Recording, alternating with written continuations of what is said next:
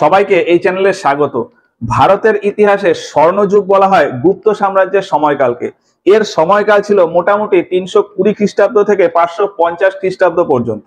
এই সময়েই সংখ্যার ধারণা, শূন্যর কনসেপ্ট, দশমিকের ব্যবহার, সূর্য ও চন্দ্রগ্রহণের বৈজ্ঞানিক ব্যাখ্যা, অভিকর্ষ বলের কনসেপ্ট এবং আরো বিভিন্ন জিনিসের আবিষ্কার হয়। তো এই গুপ্ত সাম্রাজ্যের প্রতিষ্ঠাতা বলা হয় শ্রীগুপ্তকে। সাতবাহন সাম্রাজ্যের সময় তাদের এরিয়া ভারতের দক্ষিণ দিকে চলে আসে এবং কুষাণ সাম্রাজ্যের এরিয়া ভারতের উত্তর দিকে চলে যায়। ফলে ভারতের পূর্ব দিকের এই এরিয়ার নিয়ন্ত্রণ কারোর কাছেই তেমন ছিল না।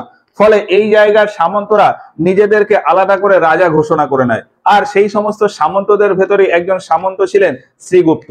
শ্রীগুপ্ত এই কুষাণ সাম্রাজ্যের ভিতরেই এই এরিয়াতে সামন্ত রূপেই শাসন করত।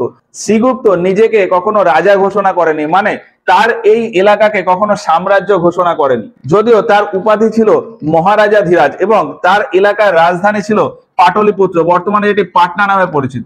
শ্রীগুপ্তের পর এই এলাকার সিংহাসনে বসেছিল তার পুত্র ঘটোৎকচ। ঘটোৎকচও এই এরিয়াতে সামন্ত রূপেই শাসন করে। ঘটোৎকচের পর এখানে সিংহাসনে বসেন প্রথম চন্দ্রগুপ্ত। প্রথম চন্দ্রগুপ্ত এই এরিয়াকে আলাদা সাম্রাজ্য বলে ঘোষণা করে নেয় এবং তখন থেকেই শুরু হয় গুপ্ত সাম্রাজ্য। এই জন্যই গুপ্ত সাম্রাজ্যের প্রকৃত প্রতিষ্ঠাতা বলা হয় প্রথম চন্দ্রগুপ্তকে।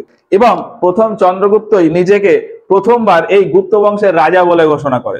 গুপ্ত সাম্রাজ্যের প্রতিষ্ঠা করেই 320 খ্রিস্টাব্দে প্রথম চন্দ্রগুপ্ত একটি ক্যালেন্ডার চালু করেন, গুপ্ত ক্যালেন্ডার বা গুপ্তাব্দ। প্রথম চন্দ্রগুপ্তের স্ত্রীর নাম ছিল কুমার দেবী। কুমার দেবী ছিল বৈশালীর লিচ্ছবি বংশের রাজকন্যা। এই যে এই এরিয়াতে ছিল বৈশালী। কুমার দেবীকে বিবাহ করার পর প্রথম চন্দ্রগুপ্ত একটি কয়েন বা মুদ্রার প্রচলন করেছিলেন, রাজা রানী কয়েন। অর্থাৎ কয়েনের একদিকে রাজার ছবি এবং অন্যদিকে রানীর ছবি ছিল। আবার কিছু কিছু কয়েনের একদিকেই রাজা ও রানীর ছবি ছিল। প্রথম চন্দ্রগুপ্তের শাসনকাল ছিল 320 খ্রিস্টাব্দ থেকে 335 খ্রিস্টাব্দ পর্যন্ত।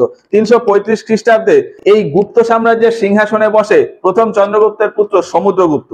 সমুদ্রগুপ্তের মাতা কুমার দেবী যেহেতু লিচ্ছবি বংশের রাজকন্যা ছিল, তাই সমুদ্রগুপ্তকে বলা হতো লিচ্ছবি দৌহিত্র।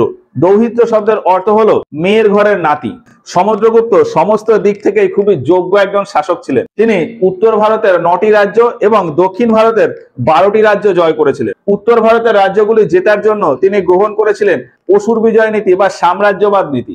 আর দক্ষিণ ভারতের রাজ্যগুলি জেতার জন্য তিনি গ্রহণ করেছিলেন গ্রহণ পরিমোক্ষ নীতি বা ধর্ম বিজয় নীতি। এই ধর্ম বিজয় নীতির মাধ্যমে দক্ষিণ ভারতের রাজ্যগুলিকে জয় করে সেখান থেকে ট্যাক্স তুলে সেই জায়গাগুলোকে তাদের মতন করে শাসন করতে দিতেন। বলা হয় যে সমুদ্রগুপ্ত এই পুরো ভারতকেই নিজের সাম্রাজ্যের ভিতর বেঁধে নিয়েছিলেন।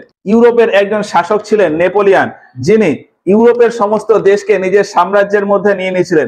সেই ভিত্তিতেই ইতিহাসবিদ A.V. স্মিথ সমুদ্রগুপ্তকে ভারতের নেপোলিয়ান বলেছেন। অন্যদিকে দক্ষিণ ভারতের নেপোলিয়ান বলা হয় রাজেন্দ্র চোলকে বা রাজেন্দ্র প্রথমকে। পুরাণে বলা হয় যে সমুদ্রগুপ্তের ঘোড়া 3 সাগরের জল পান করে, অর্থাৎ সমুদ্রগুপ্তের সাম্রাজ্য নিচে কন্যাকুমারী পর্যন্তও ছিল।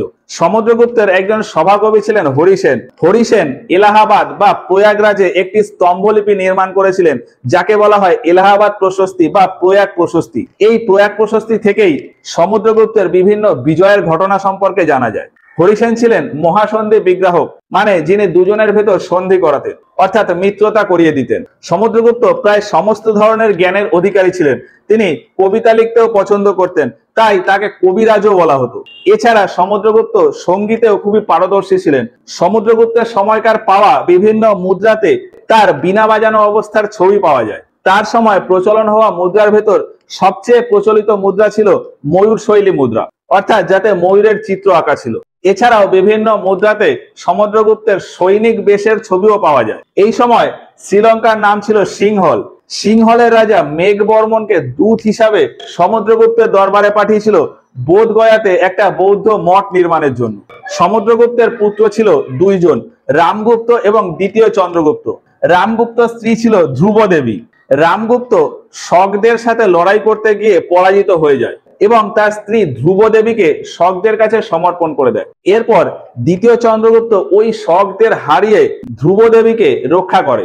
আর তারপর দ্বিতীয় চন্দ্রগুপ্ত ধ্রুব দেবীকে বিবাহ করে এবং তার ভাই রামগুপ্তকে হত্যা করে দেয়। এই ঘটনার বিবরণ পাওয়া যায় বিশাখ দত্তের লেখা দেবী চন্দ্রগুপ্তম এই পুস্তকে।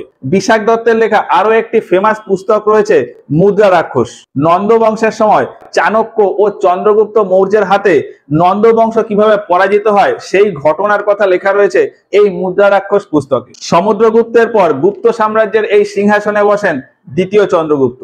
তো গুপ্ত বংশের যে রাজারা ছিলেন তারা হলেন শ্রীগুপ্ত, তারপর ঘটোৎকচ, প্রথম চন্দ্রগুপ্ত, সমুদ্রগুপ্ত, রামগুপ্ত, দ্বিতীয় চন্দ্রগুপ্ত, কুমারগুপ্ত, স্কন্দগুপ্ত, ভানুগুপ্ত, বুদ্ধগুপ্ত, নরসিংহগুপ্ত এবং শেষ রাজা ছিলেন বিষ্ণুগুপ্ত।